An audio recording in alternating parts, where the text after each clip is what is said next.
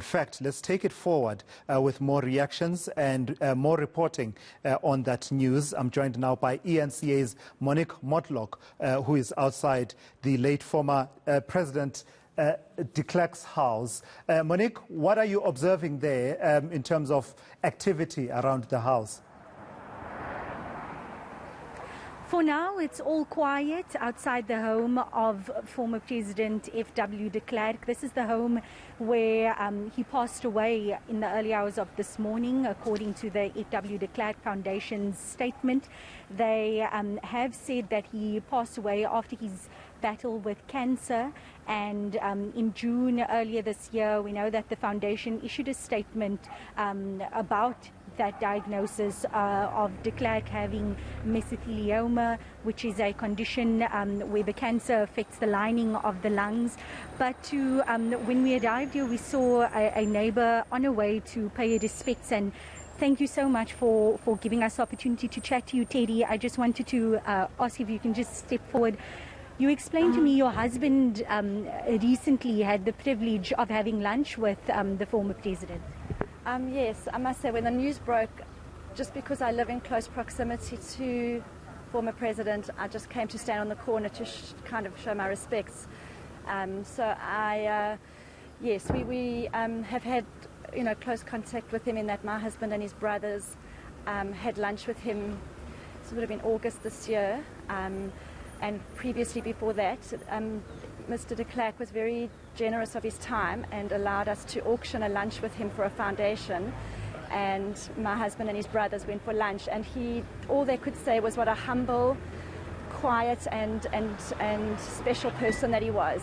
Just a very interested in their life, interested to talk about any topics that they had, and they just said it had a profound impact on their lives.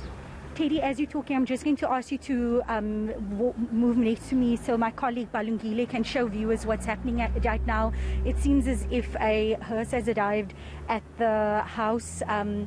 We obviously aren't being allowed inside. We are seeing some members of the family inside, and obviously wanting to just maintain a distance. And as you said, you were here just to pay your respects.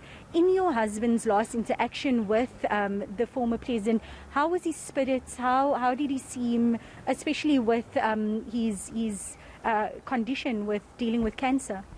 Despite his condition, when we kind of set up the lunch, he was, we actually asked, is he really up for it? And the reply was absolutely. He looked forward to the opportunity to be able to interact, and one wouldn't have thought he was as ill as he was. He was very gracious and very kind and compassionate in his time. So it was a very special opportunity that they had to meet a great man from our history. And the fact that his public appearances have been quite brief in recent years, given his condition, have you ever seen him walking around, taking walks in the neighborhood? Obviously, before his diagnosis, was he someone who was quite a well-known face around the neighborhood? He was definitely well known. I think everyone in the neighborhood knew he lived here, but he still remained quite private in his life. So he would, leave the house, with sort of a guard duty, but always friendly and waving, but not one to sort of walk around, but still, sort of out and about. Yeah.